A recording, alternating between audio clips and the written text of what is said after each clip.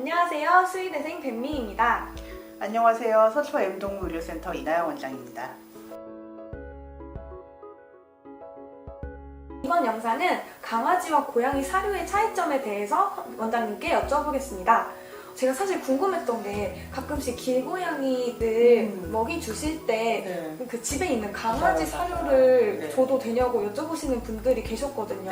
강아지 사료나 고양이 사료의 차이점이 있을까요? 강아지와 고양이의 가장 큰 차이점은 뭐냐면 강아지는 잡식성 동물이고 고양이는 육식성 동물이라는 거예요. 육식성과 육식성의 차이는 한마디로 고양이가 자기 몸에서 만들어낼 수 있는 아미노산의 종류가 적은 거예요. 개들은 탄수화물이나 적은 양의 고기로도 몸에서 필요한 단백질들을 스스로 만들어낼 수가 있어요. 합성이 가능한 거죠. 그래서 잡식성인데 고양이들은 그게 안 돼요. 몸에서 못 만드는 아미노산의 종류가 되게 많기 때문에 얘네들은 반드시 고기가 베이스가 되는 사료를 먹어줘야만 하고요. 몸에서 생성이 안 되는 것들이 많다 보니까 얘네들의 사료에는 강아지 사료보다 뭔가 꼭 들어가야만 하는 원소들이 몇 가지가 있어요. 예를 들면 타우린이라던가 그런 것들이 있어서 두 아이들의 사료의 가장 큰 차이점은 단백질이 얼마나 들어가느냐 하는 거예요. 그래서 고양이 사료가 강아지 사료에 비해서 일단은 단백질 함량도 높고 지방 함량도 높고 그런 편이거든요. 물론 고양이가 한 끼 정도 강아지 사료를 먹는다고 해서 되게 난리가 나지는 않아요. 배가 너무 고플 때는 굶는 것보다는 강아지 사료라도 먹는 게 낫겠죠. 하지만 장기적으로 강아지 사료만 꾸준히 먹게 되면 반드시 영양 결핍이 와서 병이 생겨요. 강아지 사료에는 보통 타우린 같은 것들은 들어가 있지 않고 고양이한테 꼭 필요한 필수 아미노산도 빠져있는 경우가 많거든요. 그래서 고양이한테 강아지 사료를 장기적으로 급여하는 것은 건강상 위험하다. 하지만 지금 당장 애는 굶고 있고 나한테는 개 사료밖에 없다 라고 하면 한 끼 정도는 강아지 사료를 주는 것도 괜찮겠죠. 그러면 강아지가 고양이 사료를 먹었을 때 좀 단백질이 많이 돼서 문제가 생길 수도 있겠네요. 그렇죠. 강아지가 필요로 하는 것보다 너무 고단백, 고지방의 사료이기 때문에 마찬가지로 한두 끼 정도 먹는다고 당장 큰 문제가 생기지는 않아요. 설사는 약간 할 수도 있을 것 같은데 하지만 장기적으로 먹게 되면 비만이 되고 혹은 심장에 부담이 좀 많이 가고 하는 경우가 생기게 돼요. 그렇기 때문에 강아지와 고양이 사료는 각각 맞는 걸 먹어야 된다는 거 아셨죠? 네, 또 하나 궁금증이 생겼어요. 앞에 영상에서 강아지는 소형견이랑 대형견마다 사료가 다 달랐잖아요. 근데 고양이들도 몸무게가 작은 아이들이 있고 몸무게가 좀 대형 고양이들이 있는데 그러면 고양이들도 그렇게 구분해서 먹여야 되나요? 그 소형견과 대형견은 체중의 차이가 소형견 같은 경우에는 한 5kg 정도, 대형견 같은 경우에는 한 40kg 정도라서 체중의 차이가 엄청나게 많이 나거든요. 그런데 고양이는 소형 고양이라고 해도 2.5에서 3kg, 대형 고양이라고 해도 한 10kg 정도이기 때문에 굳이 따지면 소형견의 레벨 안에 고양이가 다 들어가요. 그래서 얘네들은 골격계의 성장 속도가 그렇게 크게 차이가 나지 않거든요.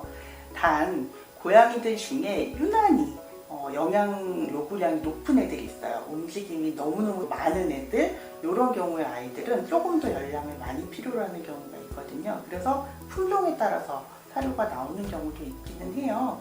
근데 그런 것들은 사료량을 조금 더 많이 준다던가 혹은 권장량보다 조금 적게 준다던가 하는 걸로 어느 정도는 우리가 조절할 수 있어요. 그래서 고양이는 굳이 대형묘 혹은 소형묘용으로 사료가 나눠져 나오지는 않아요.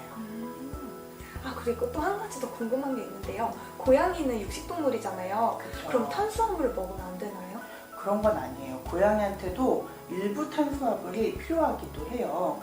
한동안은 또 고양이는 탄수화물 먹으면 살만 찌고 절대 도움이 안 된다 이래가지고 무조건 100% 육식성 사료만 먹이는 경우도 있었는데 실제로 고양이의 영양소에도 소량이지만 탄수화물이 필요하기 때문에 고양이 사료에도 탄수화물이 어느 정도는 포함되어 있고요. 그게 다 영양에 좋아요. 어쨌든 골고루 먹어야 되는 게 있네요. 네, 그렇죠. 저번 영상에서 소형견들은 소화기 질병에 취약하다고 하셨잖아요. 그럼 고양이들도 혹시 차이가 있나요? 소화기 질병 유발 차이가?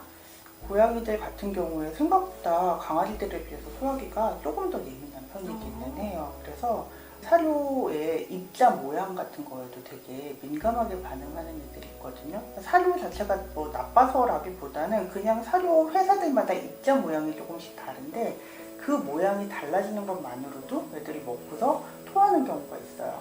근데 이거는 몸에서 안 받아서라기보다는 그 사료 입자 모양, 고양이 위를 자극하기 때문에 그렇거든요. 그래서 그런 경우는 조금 서서히 바꿔가 주시거나 아니면 사료를 조금 더 잘게 부숴서 먹여보시거나 하시는 방법이 있을 수가 있어요.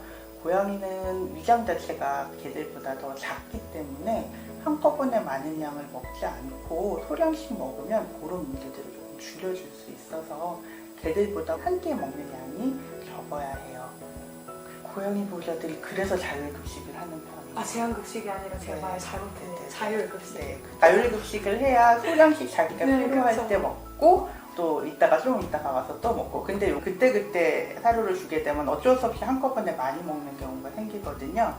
그래서 고양이들 같은 경우에는 강아지에 비해서는 자율급식을 하는 비율이 조금 높은데 가능하다면 보호자님들께서 집에 계시면서 먹을 양만큼 조금씩 나눠서 주시면 제일 좋겠죠. 근데 현실적으로 힘든 경우라면 급식기를 이용하던가 아니면 정 안 되는 경우에는 자율급식도 허용하던가 그렇게. 그럼 사실상 자율급식보다는 그렇게 조금씩 소량으로 주는 게 더 그렇죠. 좋은 거. 네, 그런 편이 고양이 사료도 훨씬 더 신선하게 줄 수 있고 고양이랑 보호자 사이에 어떤 상호작용도 훨씬 좋아지고 그래요.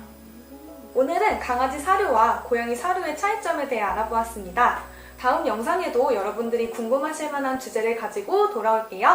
안녕!